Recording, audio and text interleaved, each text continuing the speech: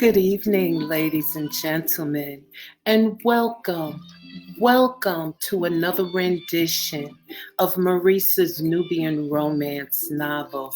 So this is my second attempt at this. The live feed kept cutting off, so we're gonna try it one more time for tonight. So last on Tuesday, we figured out that Jolene was able to use her spiritual gifting to heal the Reverend Marcus Cook. Eve comes over. Marcus asks God to let him be able to make love to Eve just one more time. And how many times do we actually ask God for things we know we ain't got no business doing for coverage? And so he was able to satisfy Eve and fulfill her desires. And then we transitioned to chapter 12, where Blaine got into a fight at the meal. He was jumped by Mike, Ray, and John, and he defended his honor with Samantha and his son. And so now we are picking back up when he's on his way home. Samantha was walking down the stairs just as Blaine entered the house. She looked at him and blinked several times. She could not believe what she was seeing. His face was swollen and red. His right eye was partially closed. His t-shirt was torn and stained with dried blood.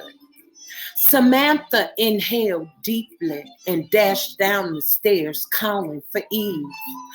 Oh my God, Blaine, Mama, come quickly. Blaine, what happened to you?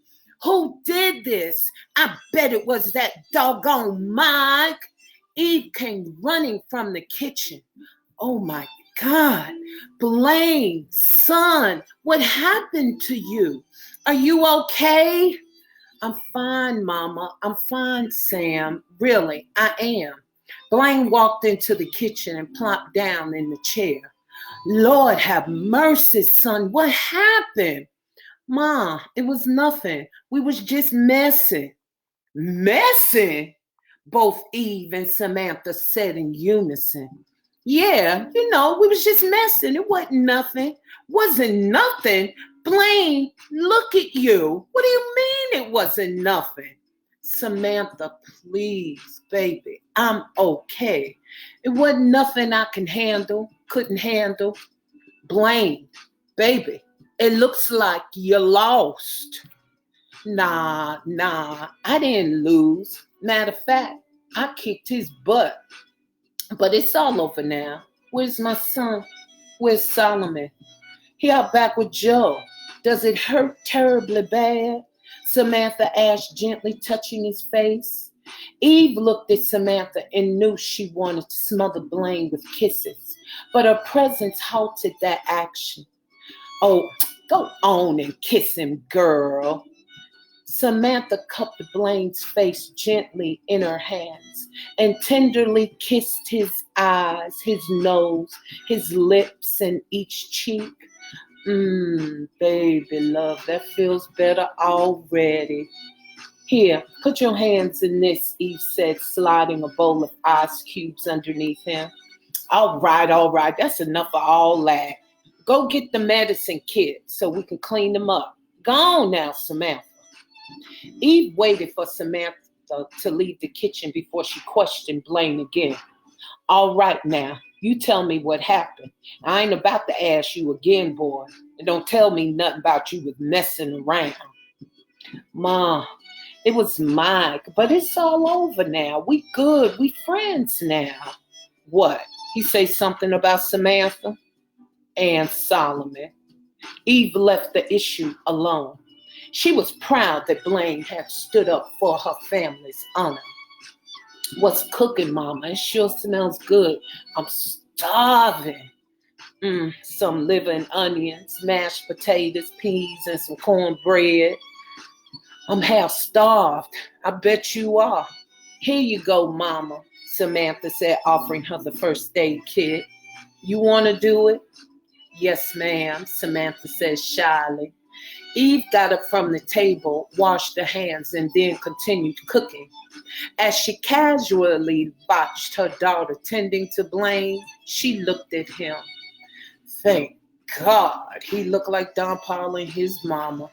I declare, they got some ugly folk on the other side of that track, she said to herself as she mashed the potatoes. He's definitely his father's boy. Tall, wide, same thick black hair, almost built like a brother, walk like one, strong jaw. Ouch! Well, Blaine, it burns, Samantha. I know it do, but you gotta be still and just let me get it over with. Lord have mercy. Would you look at this girl? Samantha, use the peroxide. Ain't no more, mama. See why I tell you to let me know when the last of anything is used? Now, Samantha, you was the last one using the peroxide. Why didn't you tell me? I don't know. I forgot. Well, I guess he's gonna have to sit there and burn. Mama, Mr. Pearson just pulled up. Jolene announced that she came through the back door holding Solomon's hand. Blaine! Jolene looked at him with a contorted expression. I'm fine, Joe. It looked worse than what it really is. If you say so. Don't he ever stay home, Blaine said with disgust as he pushed Samantha's hand away. Blaine, look, I wish you stopped. Just leave me alone. I keep telling you I'm fine. Leave me alone.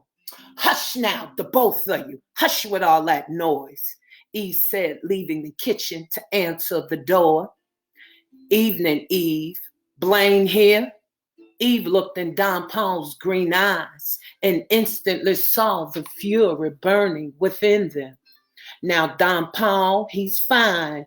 Please calm down before you start in on him. Don Paul ignored Eve's request and walked directly to the kitchen. My God, Don Paul said, looking at his son's face. Was it Mike who did this here to you? He asked in a demanding tone as he looked at his son's bruised face. Why? Blaine asked with sarcasm. It ain't nothing I ain't experienced before. Blaine's words stung Don Paul deeply, but it didn't lessen his concern. Look, I'm about tired of apologizing to you, boy. I came here to see if you were all right, not to hear your insults anymore. Did I ask you to come? Did I even call you, Don Paul? I wish you would just stay away from me and my son. Blaine, that's your father you talking to, boy.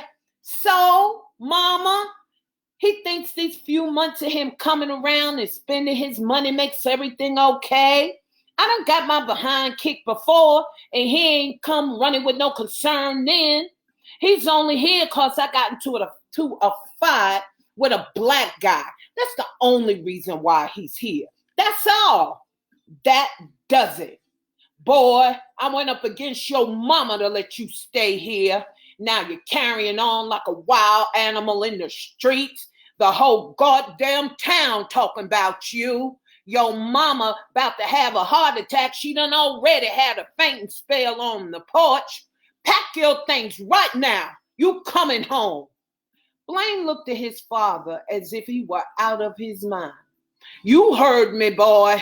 Don't you make me move you, Blaine. I ain't going back into that hellhole you call a house, Don Paul. You must be crazy. And you got that pervert Thomas living up in there too. I ain't going around him, and you better not take him over there. You better not take him near my son. You hold your tongue, boy, or I'll... Blaine slammed his hand down on the kitchen table and stood up forcefully. Or you'll what? What you gonna do to me? You so much as lay another hand on me, Don Paul, and I'll kill you. You laid your last lick when you beat me almost an inch of my life and threw me out your house like I was a dog. No more! Don Paul looked at his son and suddenly saw a grown man standing unshakable and unmovable before him. He knew this day would eventually come, but this was a day he had hoped deep in his heart that he would never ever live to see. Now, wait a minute here. Wait a minute, the two of you. I ain't having this up in here in my house. If y'all want to beat each other half to death, you going to take that outside in the backyard. Look, I ain't going nowhere. And you can't make me go either. I'm almost 18, fixing to graduate.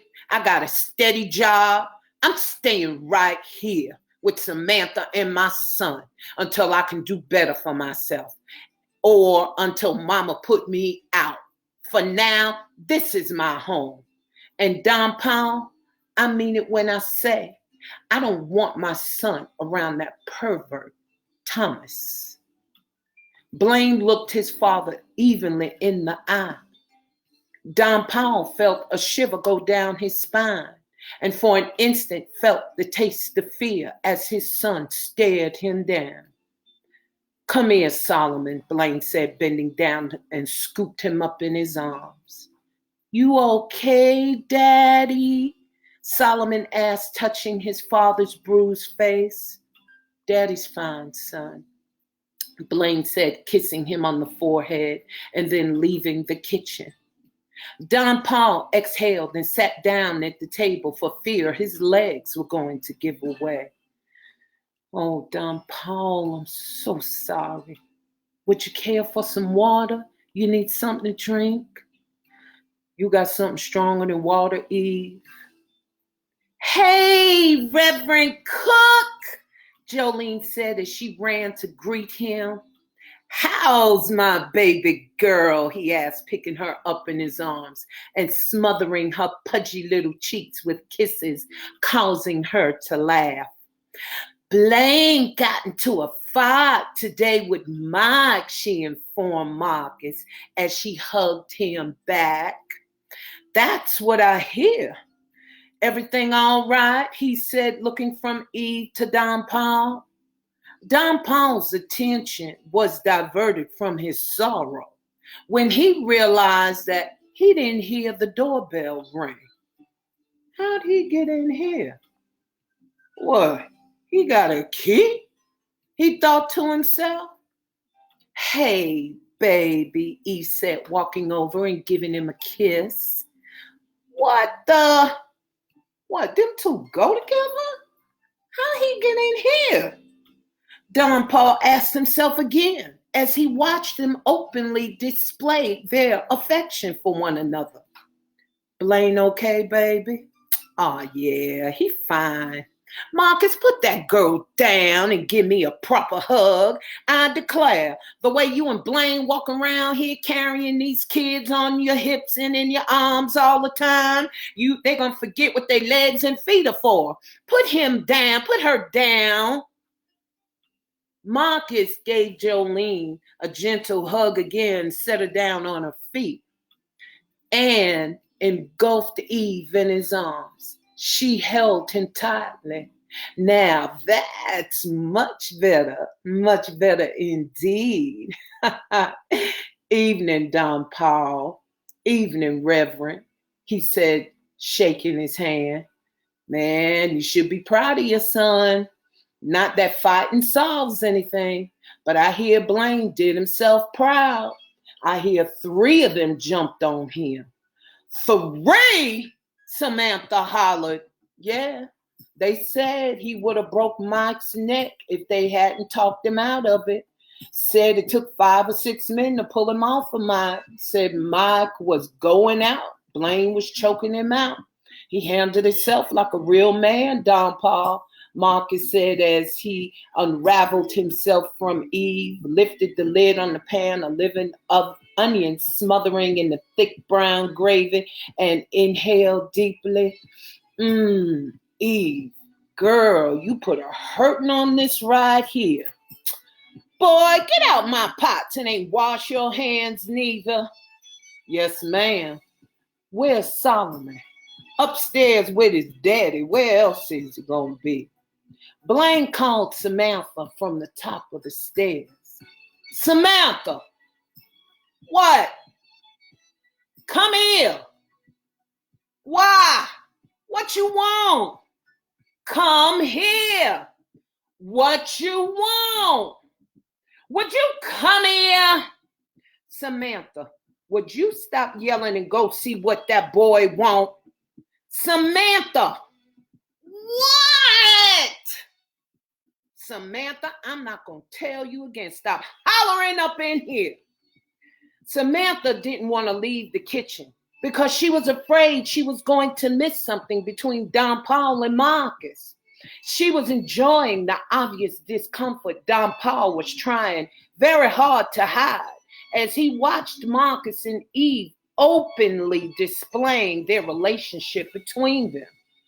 Samantha! What? Blaine! Samantha, girl, if I tell you one more time. Samantha left the kitchen in a huff and ran upstairs, taking them two at a time. Oh, please don't let nothing happen until I get back. Blaine, what do you want? He's still here? Yeah, he here. What you expect? When he going home? Blaine, how I know when he going home? He your daddy. You ask him. Who came in? Reverend Cook, Blaine. Blaine smiled. Come on, Solomon. Blaine, put him down. Blaine ignored Samantha and left the room. I knew you didn't want nothing. You get on my nerves, she said, running past him down the stairs and rushing back into the kitchen. Samantha, Jolene, wash your hands and start setting the table, please. Dinner's almost ready. Evening, Reverend Cook. Hi, evening, Blaine, Marcus said as he gave him a solid pound. He touched his face. Oh, that don't look so bad. I keep telling him, Reverend. Mama, I'm hungry. Dinner ain't ready yet. Hold your horses, boy, Eve said, looking at the clock on the wall. Blaine, go down to the park and get Pandora and Camille.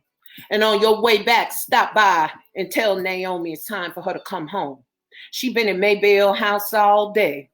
She been over there underneath Cato long enough. Dinner will be ready by the time you get back. Yes, ma'am. As Blaine was about to walk out the door, the phone rang. Evening. Hey, Blaine, I heard you kicked some butt today. Ha ha. Blaine laughed. Yeah, well, something like that. You all right, Blaine? Fine, yeah, I'm good.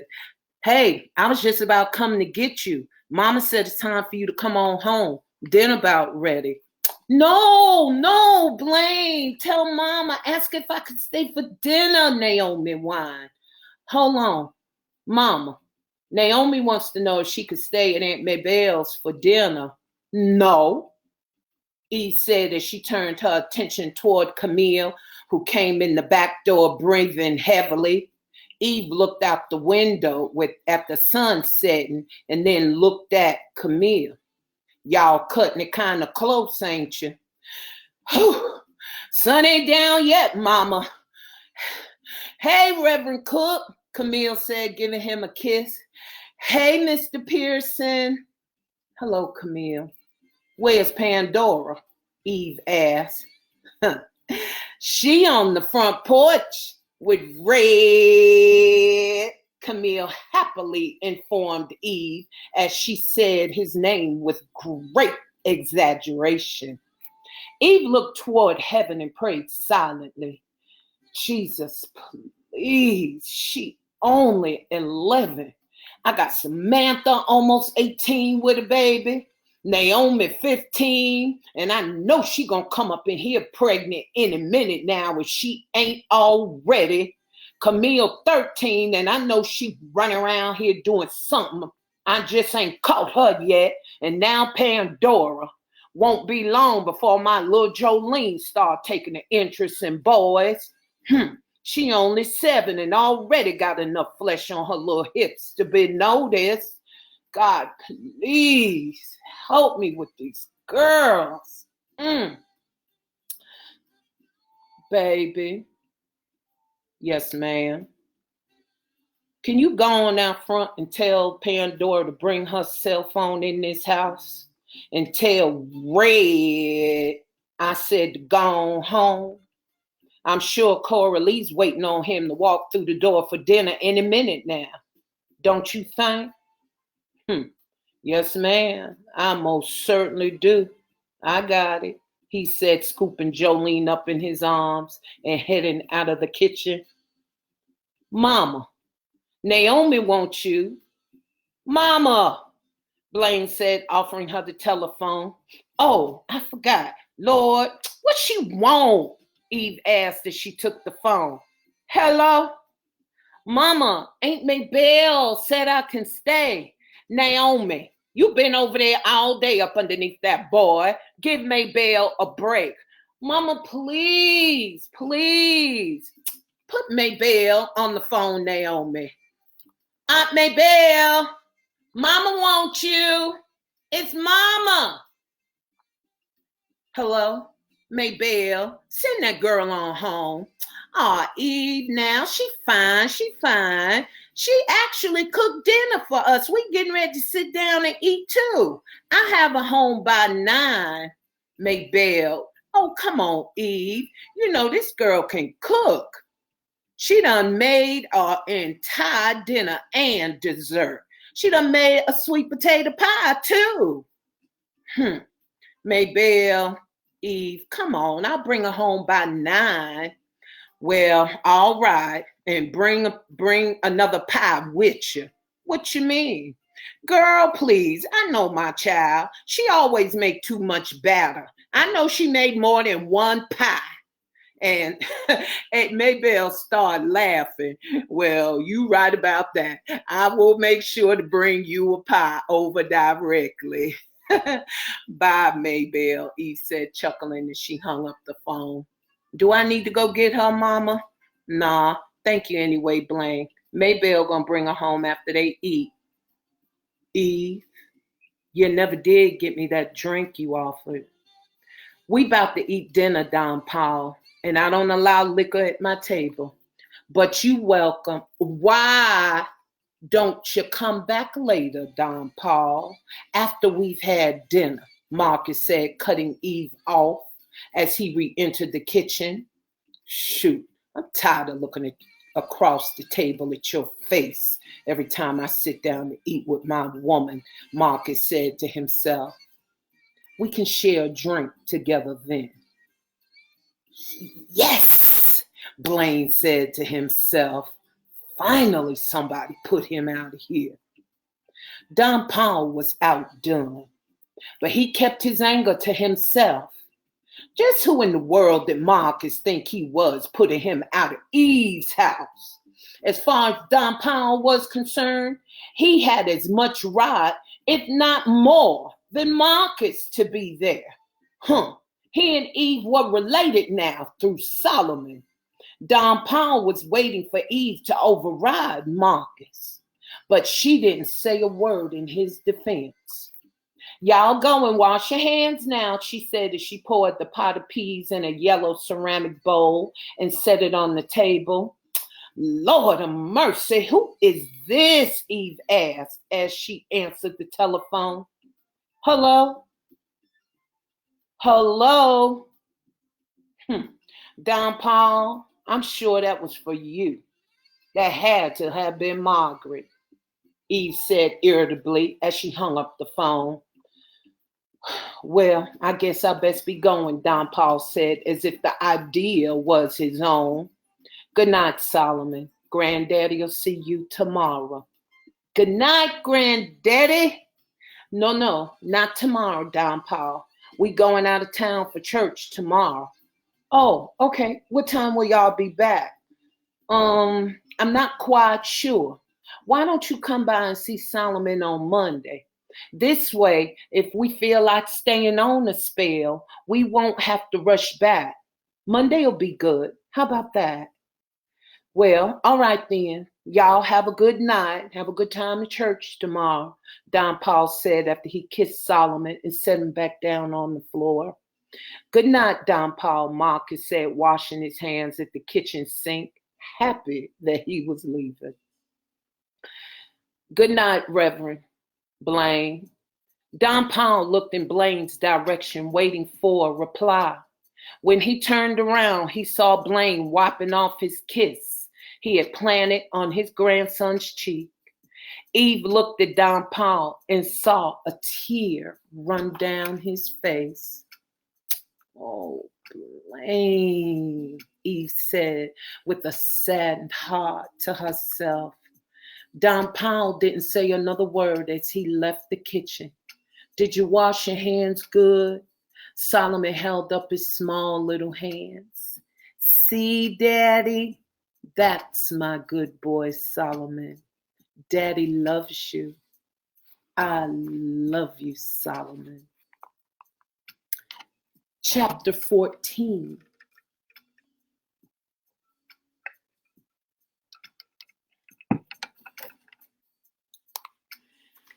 Good morning, Maybelle said as she answered the phone. Maybelle, what in the hell was you doing last night? What? What you talking about, girl? Maybelle, Naomi got a hickey on her neck a mile wide, Eve said with an attitude. Maybelle inhaled deeply. But how? What you mean, how, Maybelle? You the one supposed to be watching them. They were screwing right underneath your nose, Maybelle. What you do? Go to sleep? I'm telling you right now, Maybelle, if that girl come up in here pregnant, she gonna be living with you. And I mean that thing. I can't half stand her tail now. I can only imagine what she gonna be like pregnant. That grandchild, if she got one in her belly right now, probably ain't gonna make it here.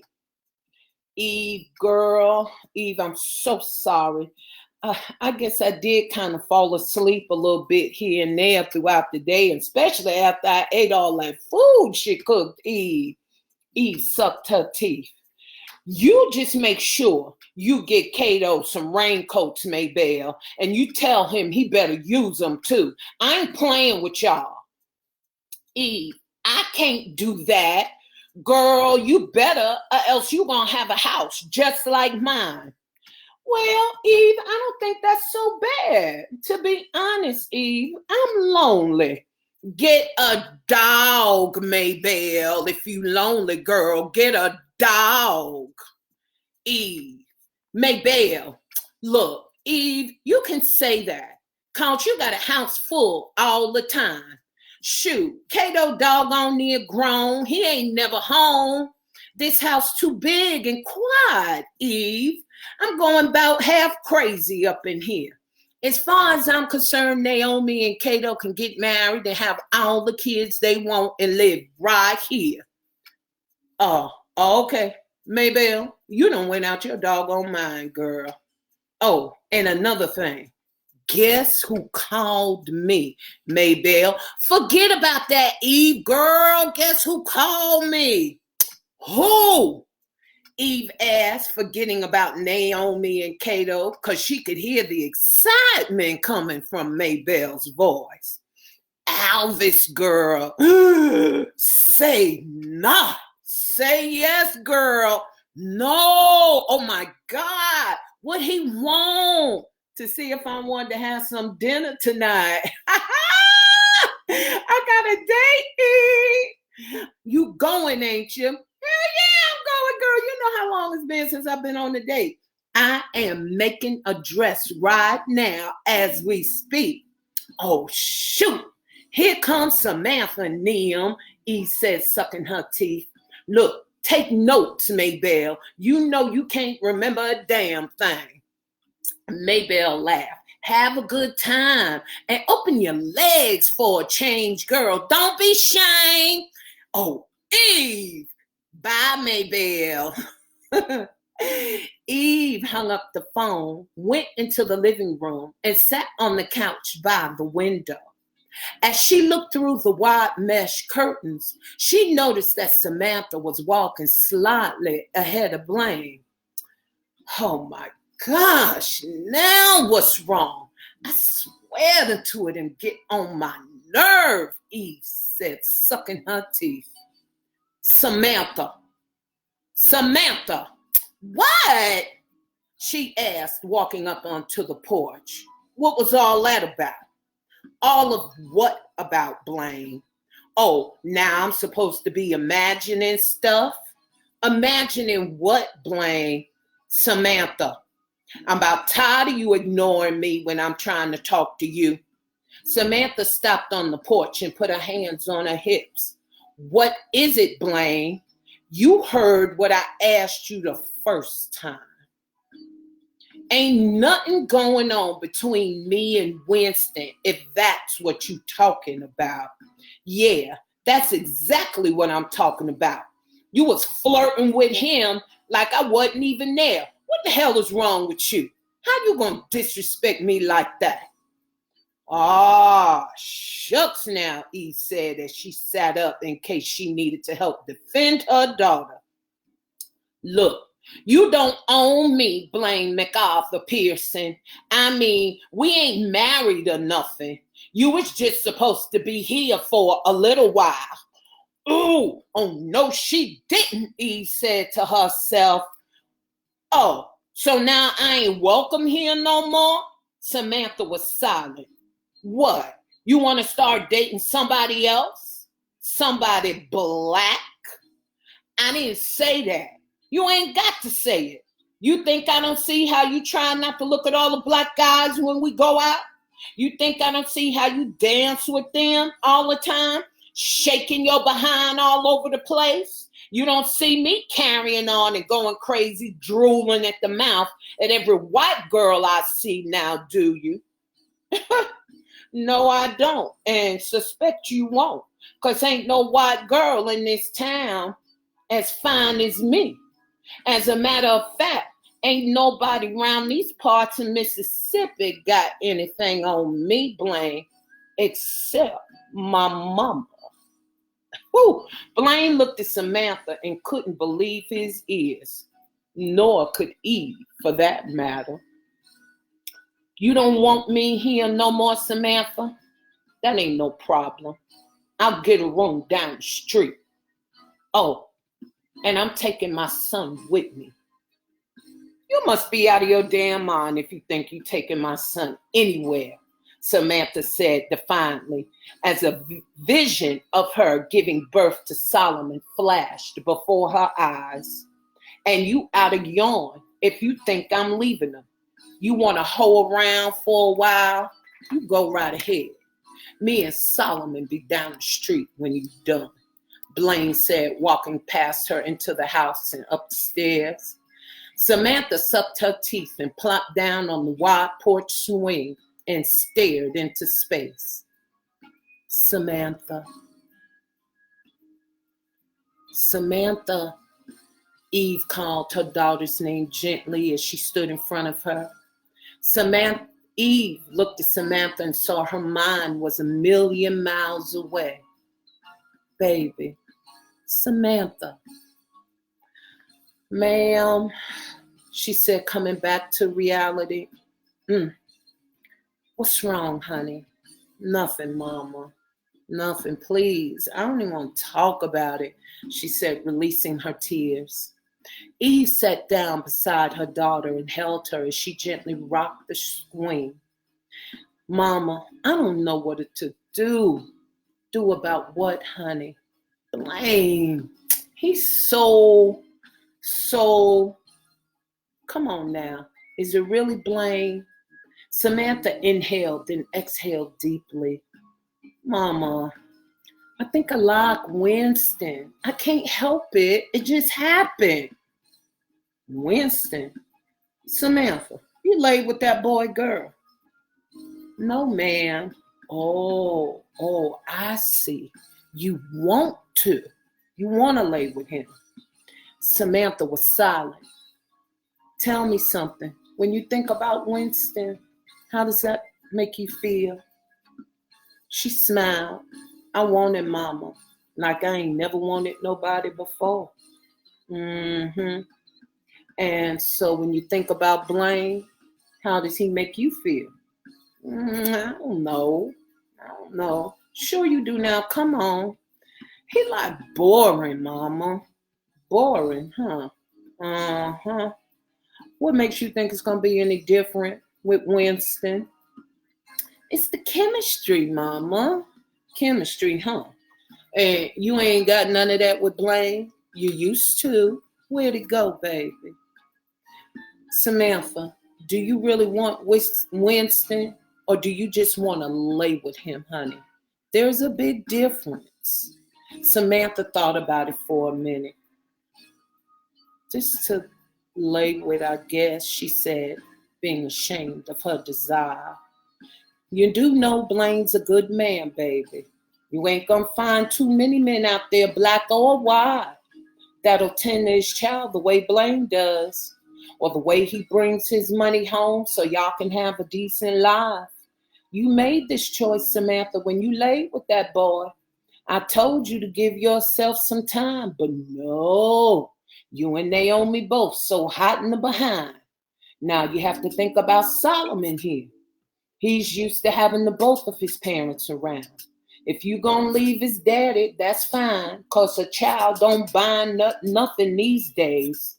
But you can't be going from man to man either. He's old enough to understand, Samantha. How many more times you gonna get the urge for chemistry? And then he gonna see you with the next man and the next man and the next man. That's not good for a child to see. Well, what am I supposed to do, mama? That's your decision to make, baby. I can't make it for you. But before you go stepping out on a limb for Winston and doing something you'll most likely regret, you need to weigh heavily what you've given up. You need to ask yourself, what does Winston have to offer you and Solomon? Winston got 2 kids of his own that he don't hardly take care of already, Samantha. Is it just a good time for one night? Or is he going to be committed to you? He ain't committed to them 2 other baby mamas he got.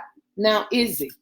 You do realize that you gave up the right to think about yourself when you chose to have that baby, don't you? It was no longer living for you, Samantha. It became living to provide for Solomon, baby. Now, Blaine's got the right idea, and he's trying. I don't never see Winston doing nothing except standing on the corner trying to pull as much coochie as he can. Samantha laughed. Coochie, mama? Yeah, what y'all call it now? Samantha laughed again. I know you right, mama. I know Blaine's right too. Tell me something, mama. Would you let Blaine take Solomon away from me? No, Samantha, I wouldn't. But it would hurt me to do that because he's a good daddy. He loves that boy, girl. He's got goals and plans, baby. He's got a decent job. I know he would do right by him. Honestly, Samantha, Blaine would raise him or die trying. I gotta give it to him. I know, mama. Sometimes I think Solomon loves him more than he loves me. Oh, now he loves y'all equally, and you know it. And because of that, he wouldn't know what to do with you here and Blaine living someplace else. How come he's so light, mama? Ain't he gonna get any darker? Ain't he gonna take some color from you? Ain't his eyes gonna turn dark brown like ours? Eve looked at her daughter. What in the world is going on with her? She asked herself. Samantha, you lied. Blame why? Don Paul got green eyes. Now, just what did you expect you was gonna have, baby? Samantha sucked her teeth. Mama, yes, baby. Is it different? Is what different? Being with a black man. Eve said softly as she reflected of the time she had been with Don Paul, and most recently the kiss they had shared. Nah, it's the same. You sure? How you know? You been with a white man, mama? Who? Now that ain't none of your business, Samantha. Oh, come on, mama. Everybody in town know you and Don Paul. Oh, excuse me. I mean, Mr. Pearson used to go together, Mom. Everybody know that. Eve looked at her daughter with wide eyes. How long have you known that?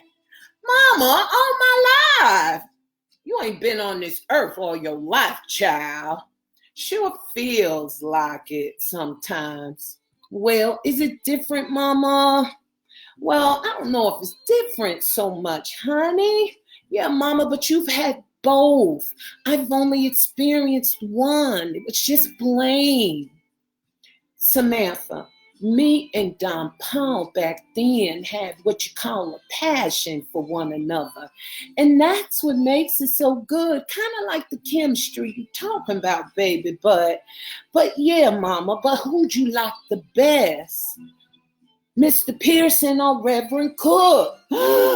Marcus! You know about Marcus, Mama. I know you ain't sneaking out this house at 1 and 2 o'clock in the morning for nothing. Mama, come on, Lord. All right, Samantha, Eve said with a heavy sigh. Honey, that question's not completely fair. Don Paul was just a boy when we were having relations. But to be perfectly honest, all I knew was him. He was my first. And from what I knew, yes, he pleased me. As a matter of fact, he gave me my first orgasm. And it wasn't until I made love to Marcus that I had another. I had 5 husbands, Samantha, and I never had no pleasure with none of them. Don Paul and Marcus.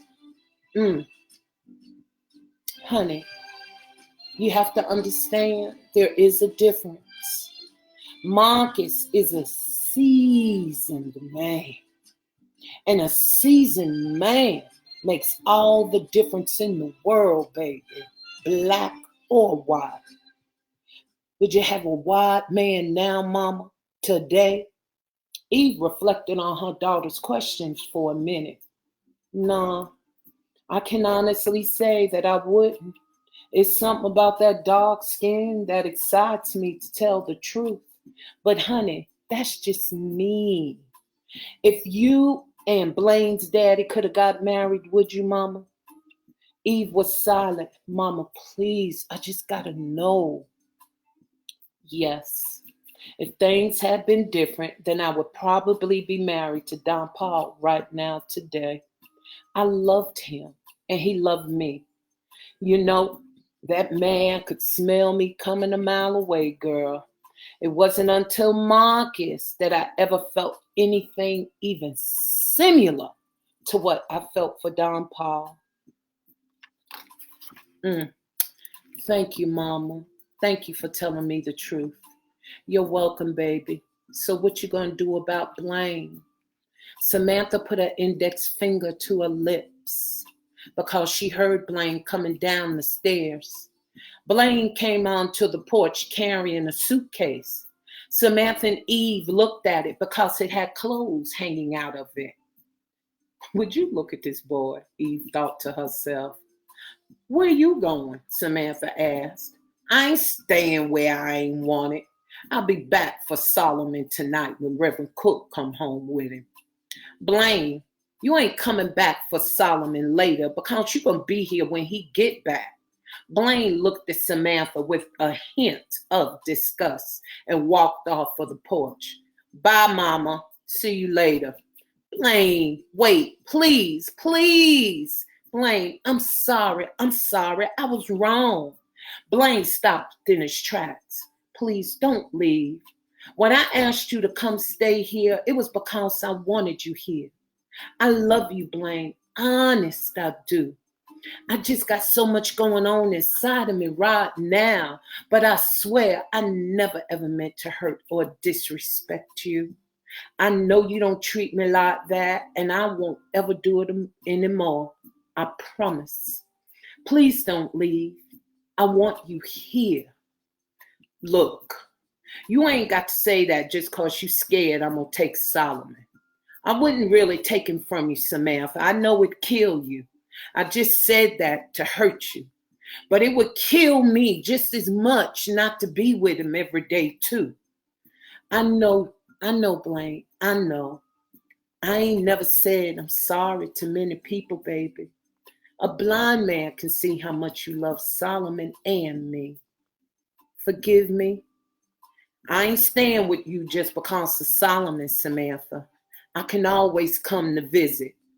But you, Samantha, do you want me? Do you want me, he asked, pointing at himself. Samantha walked to the top of the stairs and stopped. Come here, boy. Nah, answer my question. Samantha put her hands on her hips and sucked her teeth. Come here, boy. Blaine put his suitcase down and slowly walked toward Samantha as she leaned forward, knowing he would catch her. Girl, you need to quit thinking I ain't gonna let you fall. I ain't worried, Blaine. I know you always gonna be there to catch me, she said, kissing him lightly on the lips. I love you, Samantha. I know you do, baby, and I thank you for it. Eve went in the house and came back out with the keys to her car and some money. Here, she said, offering it to Blaine. Y'all go on to the movies or something. Go do something. I'll put Solomon down when he get back. Go on now. Thank you, Blaine said, burying his head in Samantha's breast. Get on out of here, boy, with all that. Thanks, Mama. Y'all be careful. Have a good time. And we know, don't be bringing no more babies up in your house, Blaine said slowly, backing out of the driveway. Eve waved and watched Samantha snuggle beside Blaine as he wrapped his arm around her. Whoo, Lord have mercy, that was close. Eve said, looking towards the heaven. That was too close. Eve sat on the porch and reflected on her conversation with Samantha concerning Don Paul. Eve knew she was beginning to look forward to seeing him come through her door. She enjoyed the quiet time they spent together, laughing and playing with Solomon, pretending that he was their son. She enjoyed the kisses they were beginning to share, and she knew she needed to stop before it led to something more. But she enjoyed the warmth of being in his arms. It reminded her of a time when she was innocent, and that made each kiss seem even more sweet. Eve sighed heavily as she thought about Marcus. She knew he loved her as well as her children, and she felt guilty for allowing Don Paul to get next to her. All this time she waited for a man like Marcus to come into her life, and now here he was, right where she wanted him, right here in her hands. And here comes Don Paul, confusing her thoughts and her emotions. Oh, Lord have mercy, what am I going to do? She asked herself out loud. I have got to get this thing under control before I wind up in bed with that man, especially since Marcus done made that promise to God. He ain't giving me no more loving. Oh, God, he promised. What am I supposed to do? Eve made up in her mind that she was going to tell God that they were going to tell Don Paul they were going to have to stop doing what they were doing. She was going to tell him that she was in love with Marcus and had planned to be his wife, and that she was feeling guilty for the few kisses and hugs that they had been sharing. Just as Eve entered the house, she heard a horn blow, and she turned around to see Don Paul getting out of his truck. Eve watched him walk toward her with a bright smile, and her heart began to beat faster. I ain't no boy no more, Eve. I'm a man now. Eve shook her head slightly to get Don Paul's words from out of her head as she watched him walking towards her. Afternoon, he said, stepping onto the porch with a smile. Hey, Don Paul, was that the kids I saw leaving in the car? Yeah, Eve said, stepping back outside onto the porch. Where they going? Eve merely looked at Don Paul. Oh, he said, unconsciously pulling at his own manhood. Have a seat? I reckon I will. Where's Solomon? He sleep already? No. Marcus took him and Jolene over to Beckley for a spell. If I had known you was coming, I would have kept him here for you.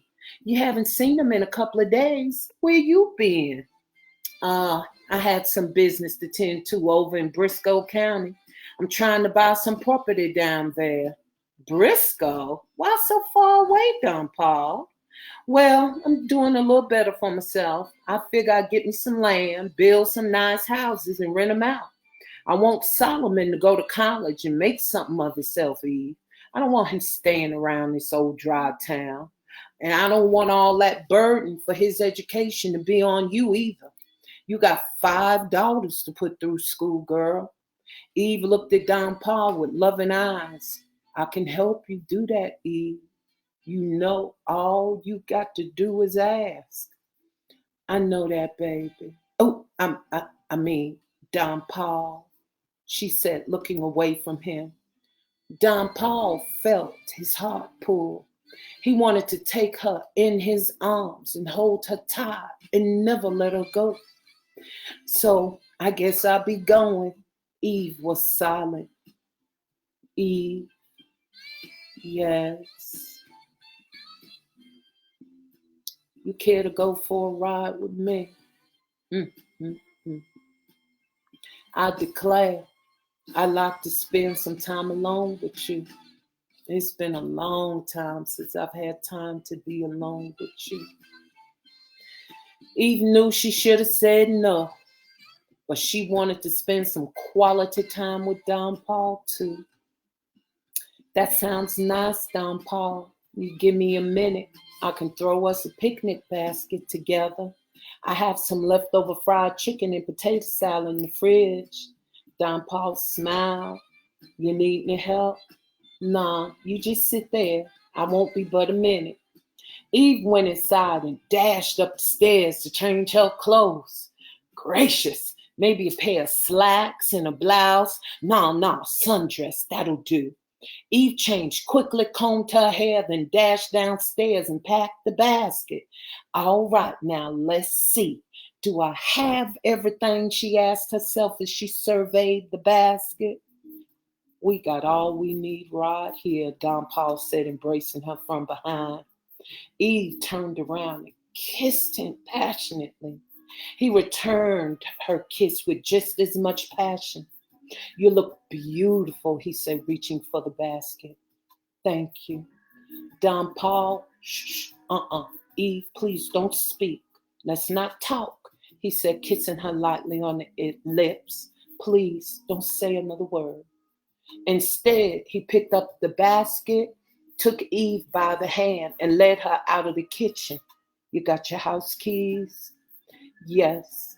Eve locked the door as she walked down the porch steps beside Don Paul. She felt hidden eyes upon her, and guilt filled her body. Don Paul, oh, please, wait. Don Paul put the basket in the back of the truck and opened the car door for Eve. Get in. he said with an authoritative voice as he looked her squarely in the eye. He was not about to let her neighbors dictate this moment for him. Eve got in the truck and slid over to the passenger side. Buckle up, baby. Eve put her seatbelt on and soon settled her nerves as Don Paul took her hand in his and pulled off. Where we going, Don Paul? Just sit back and relax, baby. You'll see. And that, ladies and gentlemen, is the conclusion of chapters 13 and 14. I will be coming to you on Saturday at 7 p.m., rendering chapters 15 and 16. I thank you so much for coming for the rendition of Them Zee's Daughters. Now, just quickly to remind you all, we have Angel Fire Letters, which is a book club book.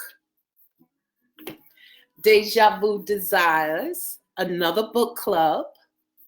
And then Cousins. These three books, Cousins, Deja Vu Desires,